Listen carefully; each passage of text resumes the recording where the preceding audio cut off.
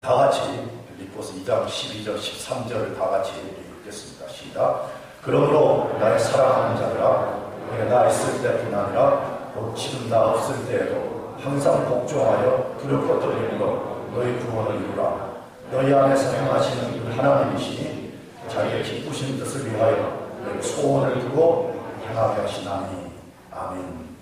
제가 한 번 더 본문을 읽어드리고 싶습니다. 그러므로 나의 사랑하는 자들아, 너희가 나 있을 때뿐 아니라 더욱 지금 나 없을 때에도 항상 복종하여 두렵고 떨림으로 너희 구원을 이루라. 너희 안에서 행하시는 이는 하나님이시니 자기의 기쁘신 뜻을 위하여 너희로 소원을 두고 행하게 하시나니. 아멘. 여러분, 인생이라는 것은 무엇입니까? 여러분의 인생을 무엇이라고 생각합니까?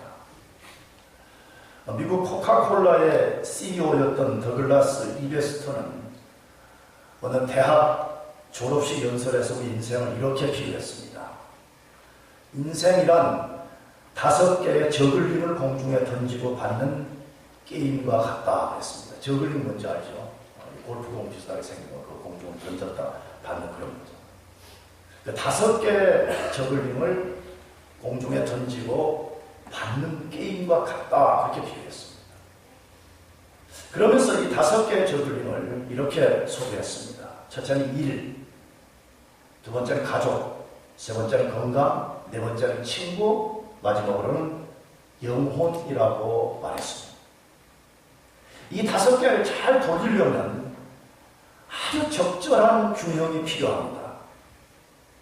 우리가 알지만 만약에 저글링을 돌리다가 조금이라도 균형을 놓치게 되면 땅바닥에 떨어지고 맙니다. 그런데 더글라스는 5개 중에 하나는 그 저글링이 고무로 되었다, 그렇게 말했습니다. 나머지는 유리로 되었다고 말했습니다. 그래서 고무로 된 게 뭘까요? 고무로 된 저글링은 모든 사람들이 가장 소중히 여기고 가장 많은 시간과 에너지를 쏟아붓는 일이라 그렇게 말했습니다. 그런데 일이라는 저글링은 혹시 우리가 실수를 해서 저글링이 땅에 떨어져도 고무로 되었기 때문에 그것이 다시 튀어오를 수 있다, 그렇게 했습니다. 그러나 나머지 4개는 유리로 되었기 때문에 떨어지는 순간에 박살이 나든지 깨지든지 큰 흠집을 내게 됩니다.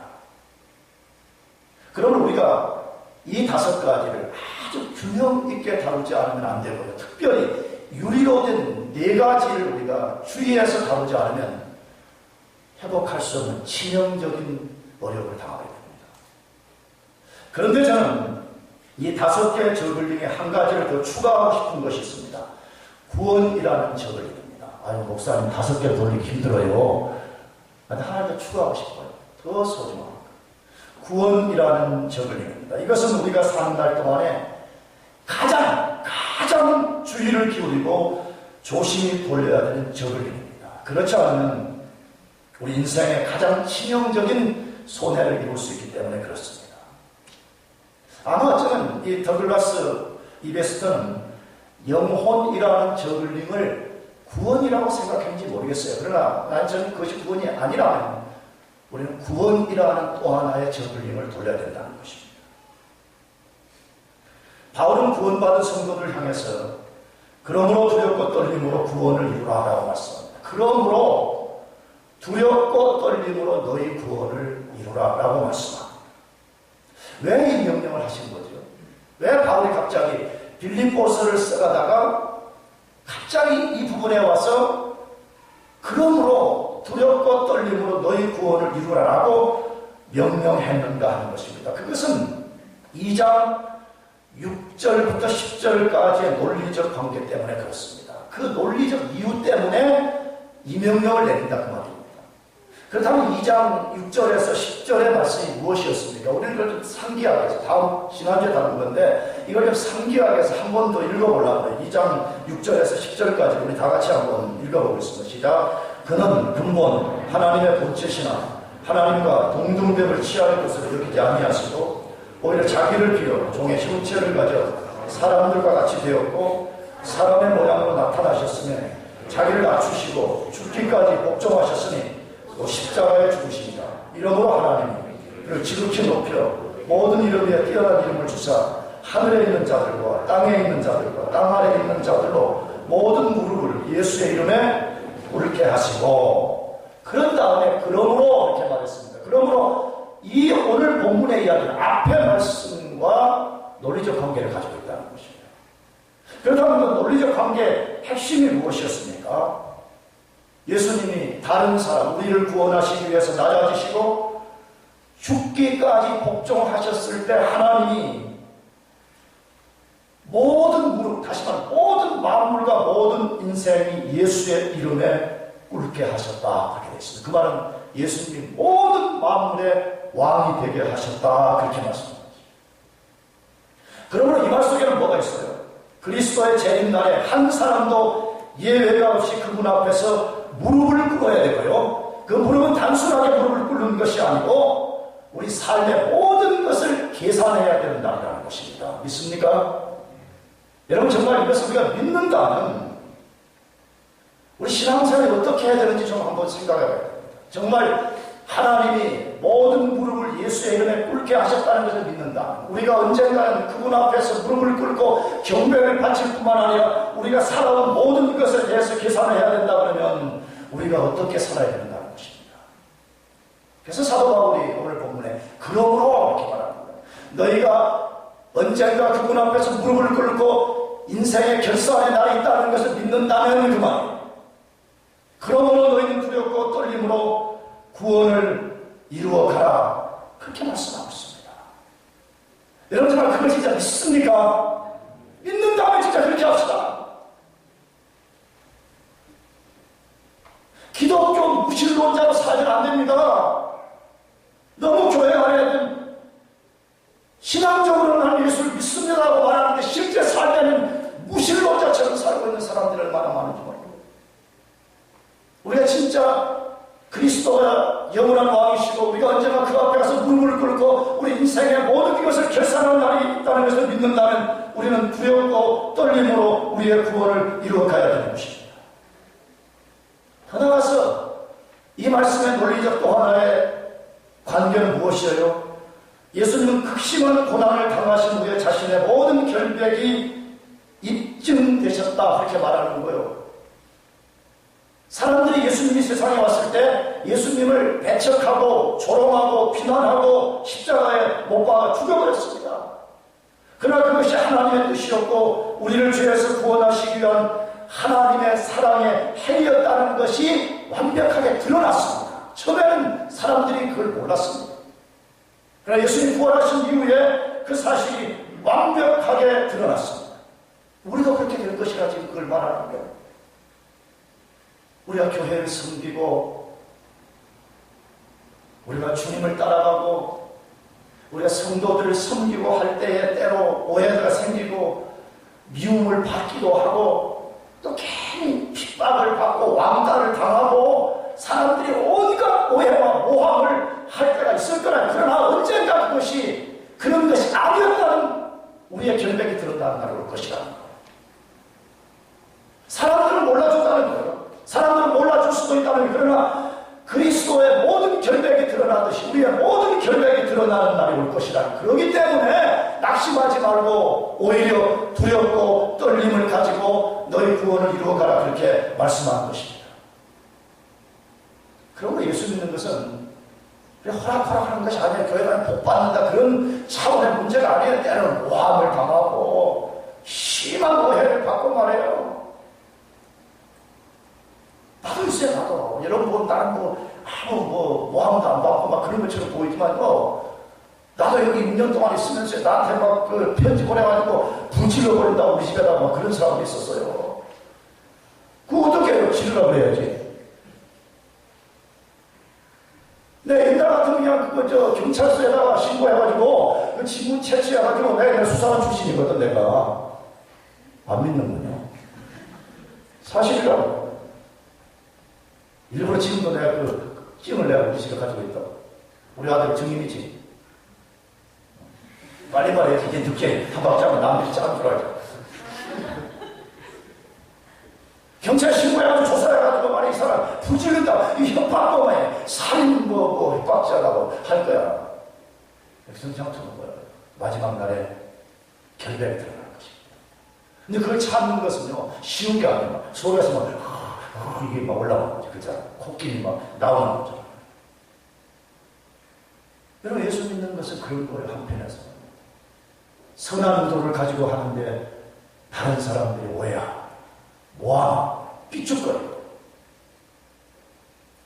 그러나 언젠가 우리 그리스도 앞에서 우리가 행한 그것이 그런 것이 아니었다는 것이 드러나는 것이 그렇기 때문에 낙심하지 말고, 동요하지 말고, 포기하지 말고, 오히려 두려움과 떨림을 가지고 계속적으로 구원을 이루어가라고 이렇게 말하는 것입니다.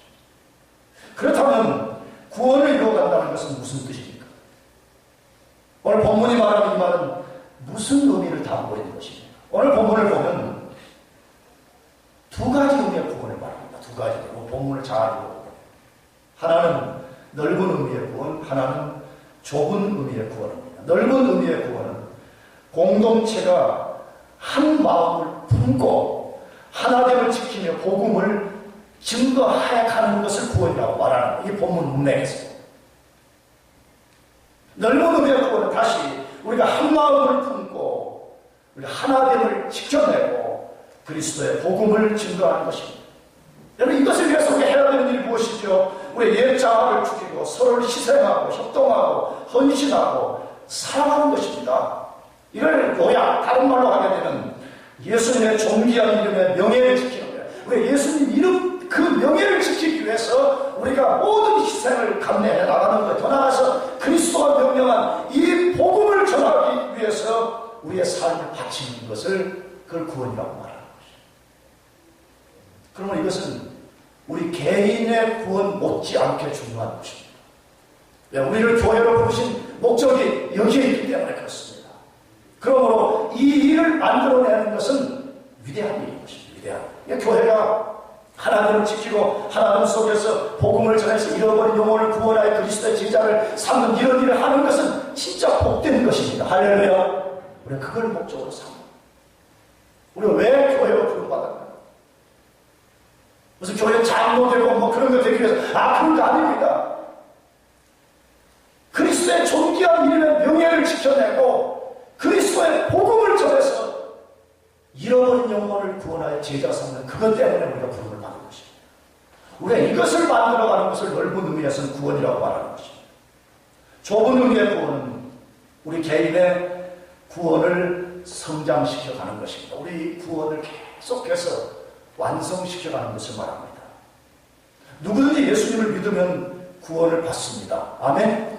누구든지 주 예수를 믿으라 그리하면 너와 내 집이 구원을 얻는다. 누구든지 예수 믿으면 구원받습니다. 그러나 그 구원이 완성된 것이 아닙니다. 완성을 향해서 점점 자라가야 합니다. 이것을 위해서는 우리 옛 죄를 버려야 되고요. 죄 죽이는 삶을 살아야 합니다. 나는 언제마다 말씀드렸지만 나는 미국 교회 잘 모르겠어요. 나는 미국 교회 잘 몰랐어요. 근데 한국 교회가 가장 약한 부분이 뭐냐 그러면 죄 죽이는 삶이 뭔지를 성도들이 모르는 것입니다. 근데 17세기와 18세기, 19세기 초까지 청교도들과 우리 믿음의 선배들의 가장 탁월한 신앙의 영성 중에 하나는 죄 죽이는 삶을 살았다는 것입니다. 죄를 어떻게 죽이느냐. 그럼 제가 보기에는 죄를 죽이는 일이 없이는 성화가 일어날 수 없고, 죄를 죽이는 일이 없이는 우리 구원이 성장할 수 없고요. 우리가 죄를 죽이고 성령에 지배된 삶을 살지 않고는 우리 삶의 문제가 풀어내지지 않습니다. 하나님이 원하시는 삶의 순서가 있어요. 삶의 순서가. 근데 가장 중요시 여기는 죄 죽이는 삶을 살지 않게 되면 삶의 문제는 해결되지 않습니다. 해결되는 것처럼 보일 뿐인 것입니다. 그러면 우리가 예죄를 버려야 되고요. 옛죄로부터 돌아섰지만 우리 안에 남아있는 이 죄 죽이는 삶을 살아가야 됩니다. 나가서 영적으로 어린 아이 때의 일을 버리고 인격적으로 성숙한 사람이 되어가는 것을 구원이라고 말합니다. 여러분, 우리가 어린 아이 때의 일을 버려야 됩니다. 예수님은 이제 어른이 됐는데도 영적으로는 어린 아이 때의 일을 못 버리는 것입니다. 영적으로 성장하고 구원이 자라간다는 것은 어린아이의 일을 버리고 우리 영적으로 성숙해지는 것입니다. 더 나아가서 육체의 지배를 거부하고 성령의 지배를 구하며 살아가는 것입니다. 여러분 정말 우리가 성령을 구합시다. 아멘. 여러분 어떻습니까? 저는 그런 것 같아요. 저는 내가 부끄러운 목사입니다. 어떻게 하면 나는 이제 목사이기 때문에 어떤 때는 그냥 설교 안 했으면 좋겠어요. 근데 이것도 안 하면 안 되잖아. 그렇잖아. 그래서 내가 또 올라오는 것인데 나는 알아요. 난 나 자신을 너무너무 잘 알아요. 내가 한순간 혹은 한 시간 하루 성령 충만하지 않으면 내가 어떻게 돌변되는가 나는 아는 사람. 나는 지난 금요일에도 야고보서를 강의하면서 우리 성도들에게 우리가 여러 가지 시험을 만나거든 온전히 기쁘게 여기고 인내하자고 막 또 혼자 그렇게 사는 열배를 토했습니다. 그 집에 가 집사람하고 싸웠습니다. 근데 얼마나 사악한지 말이에요. 집사람하고 둘이 막 싸우는데도 야고보서 말씀 생각이 나요. 거기 여러 가지 시험을 만나고 온전히 기쁘게 여기고 너가 인내하라. 인내는 연단을 못 쫓는데 이게 나는데도 막 이게 지배가 안 되는 거야. 이 분노가. 여러분 성령의 사로잡히라는 건요. 성령이 우리를 지배해서 우리 생각, 마음, 말, 우리 행위를 지배하지 않으면요. 우리는요. 헛개비입니다. 헛개비. 그러므로 구원에 점점 자라간다는 말은 우리 계속적으로 불처럼 일어나는 육체의 소욕을 거부하고 거룩하신 하나님의 성령의 지배를 구하며 살아가는 것입니다. 더 나아가서 보는 것으로 살지 않고 믿음으로 살아가는 것입니다. 구원이 성장한다는 것은 뭐냐? 믿음으로 사는 거거든요. 그게 없는 사람은 보는 대로예요. 교회도 그래요. 교회도 믿음이 없으면요. 아무리 돈이 많고 공부를 많이 해도요. 그런 사람은 교회 일꾼이 될 수가 없습니다. 왜? 믿음이 없는 사람은 눈에 보면 교회는 뭐 아무것도 아니잖아요. 뭐 돈이 있는 것도 아니고 특히 우리 교회 같은 데는 무슨 건물이 있는 데도 아니니까 야 이거 어떻게 되냐고 믿음으로 하나님의 역사를 보지 못하는 것입니다. 더 나아가서 하나님의 일을 감당하기에 온전한 사람이면 무장되는 것입니다. 하나님의 일을 감당하기에 온전한 사람이 되는 것입니다. 디모데후서 3장 15절과 17절을 보십시오. 모든 성경은 하나님의 감동으로 드는 것으로 교훈과 책망과 바르게 하고 의로 교육하게 유익하다고 해놓고 그 성경이 이루고자 하는 목적을 뭐라고 했죠? 하나님의 사람은 온전케 하라. 하나님의 일을 감당하기에 온전한 사람이 된다 이렇게 말했습니다. 그러므로 우리가 구원에 자라간다는 말은 우리가 인격적으로 하나님의 사람이 되고 더 나아가서 하나님의 일을 감당하기에 온전한 사람이 되는 것입니다. 그런 사람은 어떤 상황에서도 중단치 않고 하나님의 일을 감당하는 사람이 되는 것입니다. 이것이 구원에 자라간다 그렇게 말하는 것입니다. 그렇다면 어떻게 하면 우리의 구원을 잘 이루어갈 수 있을까 하는 것입니다. 어떻게 우리가 우리의 구원을 진짜 이루어갈 수 있냐는 것입니다. 오늘 본문에 세 가지 원리를 우리에게 소개합니다. 제일 첫 번째로 순종의 동기를 바르게 하면 구원을 이루어가라 이렇게 말씀합니다. 우리가 복종하는 우리가 순종하는 그 동기를 바르게 하면서 여러분과 저의 구원을 이루어가라 그렇게 말씀합니다. 12절 상반절에 다 같이 읽어보겠습니다. 시작. 그러므로 나의 사랑하는 자들아 내가 나 있을 때뿐 아니라 또 지금 나 없을 때도 항상 복종하여 라고 말씀합니다. 공동체의 구원과 개인의 구원을 이루어가는 데 있어 복종은 매우 중요한 덕목입니다. 이 한마디로 복종이 없이는 구원은 안 이루어진다 그 말이에요. 빌립보 교회 성도들은 사도가 자신들과 함께 했을 때는 그의 가르침에 복종적이고 교회의 지체들끼리도 복종적이었던 것 같습니다. 그런데 사도가 떠난 다음에 그 마음과 태도들이 점점 사라졌던 것 같습니다. 그는 눈앞에 사도가 보이지 않게 될 때 신앙적으로 나타나면서 복종하자는 모습을 나타냈던 것 같습니다. 그래서 바울이 방금 읽은 본문 안에 뭐라고 했어요? 나 있을 때뿐 아니라 더욱 지금 나 뭐 할 때도 없을 때에도 항상 복종하라라고 명령한 것입니다. 나 있을 때뿐 아니라 더욱 지금 나 없을 때도 항상 복종하라라고 명령했습니다. 여러분, 이 명령 속에는 바울이 두 가지가 암시하는 것 같습니다. 하나는 사도 혹은 사람 혹은 영적 지도자 의존적 신앙과 의식적 순종에서 벗어나라는 것입니다. 사도를 의존해야만 신앙생활이 유지되는 이런 신앙을 벗어나라는 것입니다. 혹은 사도의 눈빛, 사도가 우리를 보고 있으면 우리가 좀 뭐 하는 것 같고 사도가 눈앞에 없으면 우리 신앙이 나태해지는 것, 이걸 벗어나라는 것입니다. 여러분, 누구나 처음 신앙생활 할 때는 사람의 도움을 받고 먼저 신앙생활을 하는 사람의 가르침을 의존할 수밖에 없습니다. 성경도 그렇게 하라고 해요. 성경도 사도들이나 영적 지도자들이나 먼저 예수 믿고 영적 교훈을 이해한 사람들의 도움을 받아서 함께 자라가라, 그렇게 말씀합니다. 그러나 이것이 성경이 가르치는 연구한 방법이 아니라, 다시 말해 그것을 늘 너의 신앙의 원리로 삼고 살아, 그렇게 말씀하지 않습니다. 인간 의존적이고 인간 의식적 신앙은 성숙한 방법이 아닙니다. 그것은 죄를 이기는 힘이 될 수가 없습니다. 그것은 잘못하면 율법주의에 빠지게 되는 것입니다. 왜? 누가 봐주니까 이만큼, 누구 의식하기 때문에 이렇게 하는, 그런 것들은 성경 안에서 윌링네스, 자원하는 신령, 자발적인 신령을 하는 것이 아닙니다.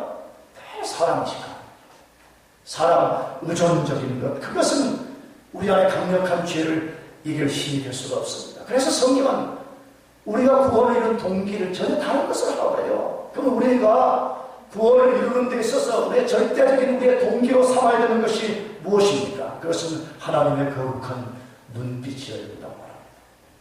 하나님의 거룩한 눈빛을 의식하면서 신앙생활하라, 그렇게 말씀하는 것이에요. 온 우주에 충만하신 하나님, 이런 하나님이 지금 여기서 충만하게 거하시는 것을 믿습니까? 우리가 집에 있든지 내외에 있든지 어디에 있든지 그 충만하게 거하시고 모든 것을 꿰뚫어 보시는 하나님의 눈빛을 의식하며 그분을 의지하고 복종하는 삶을 살아야 된다고 말씀합니다. 여러분, 그런 사람 어떻게 되겠어요? 목사가 보든 순장이 보든 누가 보든 온 우주 안에 충만하시고 불꽃 같은 눈으로 우리의 생각까지 다 꿰뚫어 보시는 그 하나님 앞에서 우리가 신앙생활 한다면 어떻게 되겠어요? 그런 사람은 영적 지도자가 자기와 함께 있든 없든 하나님께 복종하는 삶을 살 수 있습니다. 그런 사람은 누가 보든 안 보든 신앙생활 하기에 좋은 상황이 아니든 간에 주님께 항상 복종하며 삶을 살 수가 있는 것입니다. 그런 사람은 일관성 있는 신앙생활에서 업앤다운하지 않습니다.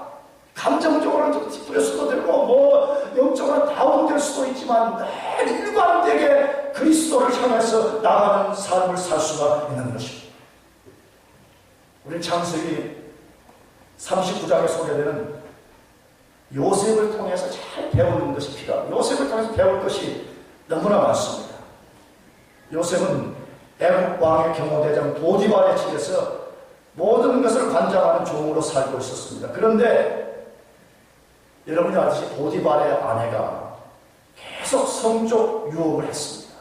내가 대학교에서 물어봤는데 보디발의 아내는 미인이었을까요? 아니었을까요? 목사님, 그런 걸 너무 빨리 끝내줘야 되는 거예요, 지금? 제가 추측하기에는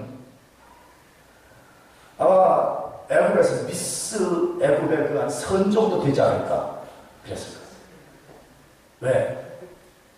왕의 시기대 경호대장의 부인이었으니까 그 권세를 가지고 얼마나 이쁜 여자를 자기 아내로 취했겠어요. 그런데 그 여자가 계속 요셉에게 성적 유혹을 그때마다 뿌리쳤습니다. 그런데 어느 날 금난한 여자와 요셉만이 딱 둘이 남은 상황에 접했습니다. 그때 그 여인이 말합니다. 우리 아무도 보는 사람 요셉을 동침하자 라고 요청했습니다. 그러나 요셉이 이렇게 말 내가 어찌 이 큰 악을 행하여 하나님께 득죄하리까? 내가 어찌 이 큰 악을 행하여 하나님께 득죄하리까라며 단호하게 거절했습니다. 여러분, 이 속에 뭐가 들어있어요? 요새 보는 사람이 없지만 보디발 아내 말처럼 보는 사람이 없었어요. 그러나 자기를 꿰뚫어 보고 있는 또 한 존재가 있다는 것을 의식한 것입니다. 그것은 사람이 아니라 모든 것을 꿰뚫어 보시는 그 하나님께서 지금 자신의 모든 것을 보고 있다는 것을 믿은 것입니다. 그러므로 내가 사람은 보는 사람이 없지만 하나님이 이것을 보고 있기 때문에 나는 하나님께 득죄할 수 없다라고 말했습니다. 여러분의 삶의 동기는 무엇입니까? 여러분의 구원을 이루어가는 동기는 무엇입니까? 여러분의 모든 것이 우리의 모든 것을 꿰뚫어 보시는 하나님의 거룩한 눈빛이 되기를 소원합니다. 그 다음 더 나가서 두 번째로 어떻게 하면 우리의 구원을 우리가 더 잘 이루어갈 수 있습니까? 두렵고 떨림의 자세를 가지고 구원을 이루어가라고 말씀합니다. 두렵고 떨림의 자세를 가지고 구원을 이루어가라고 말씀합니다. 12절 하반절에 이렇게 되어 있습니다. 두렵고 떨림으로 너희 구원을 이루라라고 말씀합니다. 두렵고 떨림으로 너희 구원을 이루라라고 말씀합니다. 예수님을 믿는 사람은 예수를 믿는 순간에 죄와 마귀와 세상과 모든 저주와 영원한 죽음으로부터 구원을 받았습니다. 아멘. 그 예수 믿는 것입니다.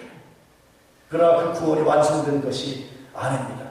성장과 완성을 향해서 자라가야 됩니다. 이것을 신학 용어로는 성화라고 부르고 sanctification 혹은 구원에 자라가는 것이라고 부르는 것입니다.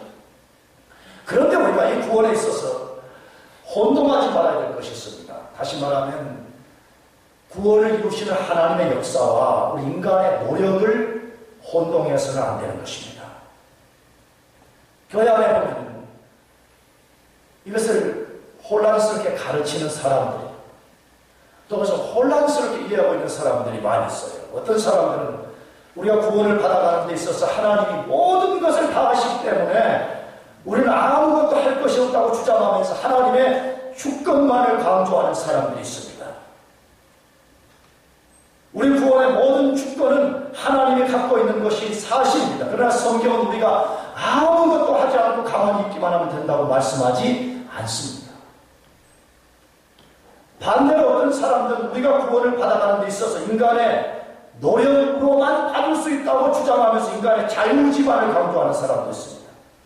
이 두 주장은 성경적인 것이 아닙니다. 성경의 바른 가르침이 아닙니다. 성경은 우리 구원이 하나님의 주권과 인간의 책임 있는 반응에 의해서 일어나느라고 소개하고 있습니다. 그것이 오늘 본문 12절 13절입니다. 12절에서는 두렵고 떨림으로 구원을 이루라는 인간의 책임 반응에 대해서 말씀하고 13절에는 너희 속에 행하시는 일을 하나님이라는 인간의 반응과 하나님의 주권적 섭리가 균형 있게 역사할 때에 구원이 일어난다고 말씀하고 있습니다. 그렇다면 왜 우리가 두렵고 떨림으로 구원을 이루어가야 하는가 하는 것입니다. 왜 우리가 이것이 없으면 안 되냐는 것입니다.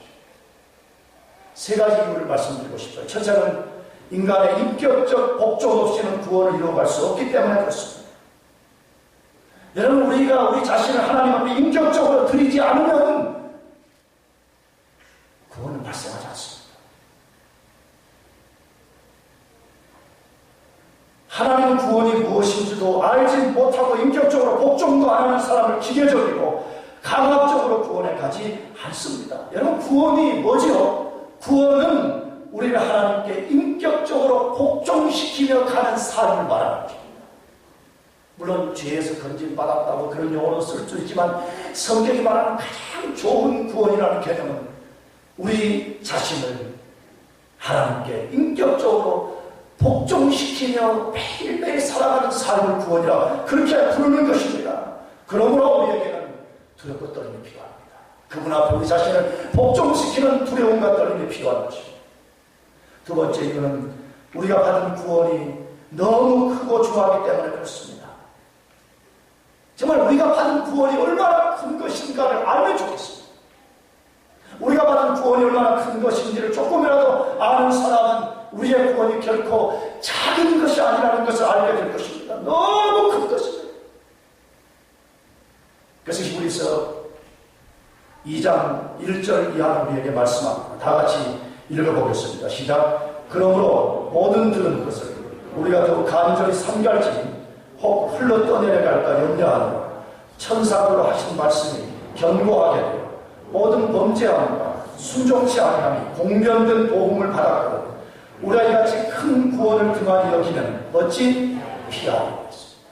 여러분 잘 보세요. 여기 농담으로 들으면 안 됩니다. 이런 말씀을 그냥 취해도 되고 안 취해도 되는 그런 걸로 받으면 안 됩니다. 이런 말씀은 여러분의 영혼의 가치로 확 심어야 됩니다. 아멘? 왜 그래요? 왜? 히브리서를 받는 1차 독자들이 하나님의 복음을 업신여기고 그 복음을 통해서 받은 구원을 업신여기게 되니까 히브리서 기자를 통해서 메시지를 보내는 거예요. 하나님이. 근데 어떤 비교를 해요? 과거에 율법을 모세로부터 받았던 이스라엘 백성들이 그 율법을 업신여기고 그 구원을 등한히 여길 때 그들은 엄청난 심판을 받았다는 거예요. 그렇다면 하물며 우리가 예수 그리스도의 죽음을 통해서 받은 구원의 메시지인 복음과 그 구원을 우리가 등한히 여긴다면 어떻게 되겠냐 이거예요. 그렇다면 우리는 구약의 백성들보다 더 큰 심판을 받는다. 그래서 이 본문의 두 가지를 우리에게 주의하라고 말해요. 하나는 뭐예요? 혹 흘러서 뭐하지 않도록 떠내려가지 않도록. 우리가 받은 복음의 메시지, 그 복음을 통해서 받은 구원이라는 것이 반지가 빠져나가듯이 우리가 흘러 떠내려가지 않도록 우리가 주의하라고 말합니다. 더 나아가서 우리가 그렇게 하지 않으면 공변된 심판을 받게 되기 때문에 우리가 두려움과 떨림이 필요하다는 거예요. 여러분 정말 여러분 구원을 위해서 그렇게 하고 있습니까? 우리는 정말 우리의 구원을 위해서 그렇게 하고 있다 이거예요. 시험하고 페일되면 그냥 난리 법석, 캔디 안 된다고 난리 법석, 공부할 돈 없다고 난리 법석, 울고 불고 하면서 우리 영혼의 성장과 진짜 우리 영혼의 구원이 자라나는 그 일을 위해서는 우리가 두려움과 떨림을 갖고 있냐 이거예요. 나는 그렇게 생각해. 여러분들이 정말 여러분 영혼을 위해서 한 번도 울어본 적이 없다면 회개. 돈 때문에, 환경 때문에, 자녀 때문에, 아니 그것도 울 수 있지만 그것 말고 진짜 여러분의 영혼의 구원이 자라나는 그 일을 위해서 한 번도 울어본 적이 없다면 회개해야 됩니다. 왜? 하나님을 가장 소중히 여기시고 하나님이 가장 큰 선물로 주신 이 구원을 우리가 등한히 여겼다면 회개해야 됩니다. 왜 두렵고 떨림이 필요합니까? 세 번째로 하나님이 우리의 구원을 주도해 가시기 때문에 그렇습니다. 여러분이 많이 학교에서 공부를 하는데 여러분 논문을 쓰는데 학교 총장님이 여러분 논문을 쓰는데 같이 와가지고 2달 동안 같이 먹어주고 같이 자주고 같이 동행한다면 여러분 어떻겠어요? 막 건들건들 그러겠어요? 총장한테 다 맡겨놓고 나는 볼링 치고 골프 치고 장 목사는 산에 나가겠어요? 정말 우리가 두려움과 떨림이 있을 거예요. 총장이 지금 나를 돕는다. 그렇다면 여러분 우주의 왕이신 예수 그리스도와 그의 아버지신 우리 아버지신 하나님이 우리 안에 오셔서 우리 구원을 이루어 가신다면 우리가 어떻게 반응해야 되겠냐는 것이 떨림을 가지고 구원을 이루어가라 그렇게 말씀하고 있습니다. 사랑하는 성도 여러분, 정말 여러분이 구원받은 성도들인 것을 믿고 그 구원이 위대한 것인 것을 믿는다는 두렵고 떨림으로 구원을 이루어가시기를 축복합니다. 마지막 세 번째로 우리가 어떻게 우리 구원을 잘 이루어갈 수 있는가는 것입니다. 우리 안에 일하시는 하나님을 의지하며 구원을 이루어가야 됩니다. 우리 안에 일하시는 하나님 그분을 의지하면서 구원을 이루어가야 됩니다. 13절 마지막 다 같이 읽어보겠습니다. 시작. 너희 안에 행하시는 이는 하나님이시니 자기의 기쁘신 뜻을 위하여 너희 소원을 두고 행하게 하시나니 너희 안에 행하시는 이는 하나님이시니 자기의 기쁘신 뜻을 위하여 너희로 소원을 두고 행하게 하시나니 라고 말씀합니다. 하나님이 우리의 구원을 위해서 우리 안에 찾아오셨고 지금도 일하고 계십니다. 그 하나님 우리 구원을 시작하셨고 그 구원을 진행시키시고 그 구원을 완성시켜 가실 것입니다. 그래서 빌립보서 1장 6절을 말씀합니다. 너희 속에 착한 일을 시작하신 이가 그리스도 예수의 날까지 이루실 줄을 확신하노라. 더 나아가서 고린도전서 1장 8절을 말씀합니다. 주께서 너희를 우리 주 예수 그리스도의 날에 책망할 것이 없는 자로 끝까지 견고케 하시리라 라고 말씀합니다. 여러분, 하나님이 우리 안에 지금도 일하십니다. 믿습니까? 여러분, 구원받기를 믿는다면 하나님이 여러분 속에 찾아오셨고 지금 그 하나님이 여러분 속에 일하고 계시는 것입니다. 그러므로 우리는 우리 안에 일하시는 하나님을 의지해야 되는 것입니다. 하나님을 의지해야 됩니다.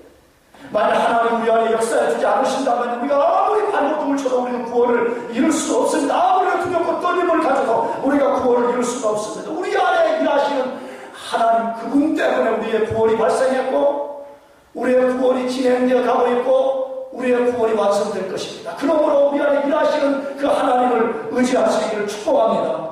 하나님 그걸 의지해요. 난 나의 경험과 성경에 근거해서 여러분에게 말씀드리고 싶은 것, 여러분 삶에 어려움들이 생기는 것, 왜 그러겠어요? 사랑이신 하나님이 내 여러분 환경을 어렵게 만드시고 내 여러분 제 질병을 주시고 내 여러분이 원치 않는 삶의 환경이 일어나겠어요. 하나님 가르쳐주시고 너가 그토록 의지했던 것은 너가 의지할 것이 아니라는 거예요. 너가 의지할 것은 나 하나님, 살아계신 하나님만 의지하라.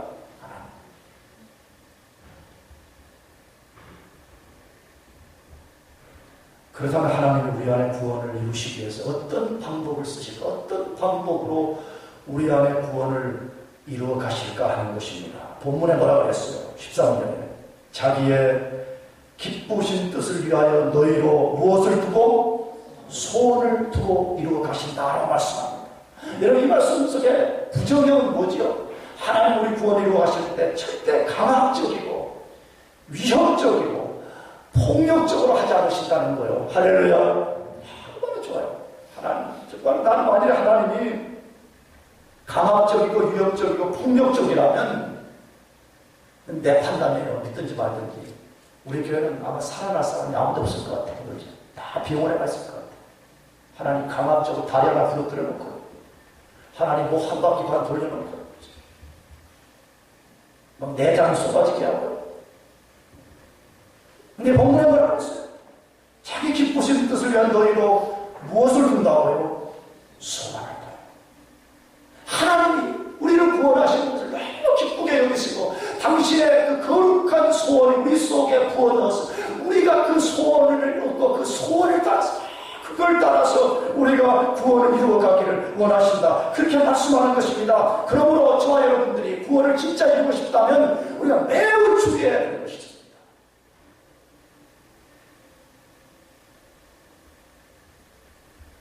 하나님 성령을 통해서 주시는 거룩한 소원을 무시하지 말아야 됩니다. 그것을 무시해버리는 사람 속에는 구원의 역사가 일어날 수가 없습니다. 이걸 다른 말은 성경적 표현으로는 성령을 소멸해서는 안 됩니다. 성령을 소멸하는 사람 속에는 구원의 역사가 일어나지 않는 것입니다. 여러분 혹시 한번 잘 생각해봐요. 여러분들이 여러분 인생을 살아갈 때 혹시 주님의 임재를 사모하고 싶다는 마음이 생긴 적이 있었습니까? 정말 주님 속에 있고 싶다. 정말 주님의 그 사랑을 내가 정말 맛보고 싶다는 그런 임재를 사모하는 마음이 생겼습니까? 그러니까 누가 준 것입니까? 여러분, 인간은 타락해서 인간 스스로에게는 그 마음이 일어날 수가 없다니까요. 여러분, 그 마음을 하나님이 주신 것입니다. 믿습니까? 여러분, 어느 날 갑자기 말씀을 묵상하고 싶어요. 기도하고 싶은 마음이 생겨요. 길을 걸어가는데 주체할 수 없는 기도하고 싶은 마음이 생기는 거예요. 여러분, 이건 누가 준 것입니까? 하나님이 주신 것입니다. 여러분, 우리 속에는 스스로에게는 기도하고 싶은 마음이 없는 인간들입니다. 하나님이 주신 겁니다. 하나님이 주신 것입니다. 여러분, 어느 날 살고 있는데 내가 정욕적이고 세상적이고 나기적으로 살아서 내 이렇게 살다 죽겠구나 이걸 깨닫고 뭔가 좀 돌이키고 싶다는 그런 마음이 생긴 적 있습니까? 여러분, 그건 누가 준 것입니까? 그 모든 것은 빛들의 아버지시고 우리에게 기쁘신 뜻으로 소원을 주시는 하나님께로부터 온 것입니다. 그러므로 우리가 그것을 무시해버리면 안 됩니다.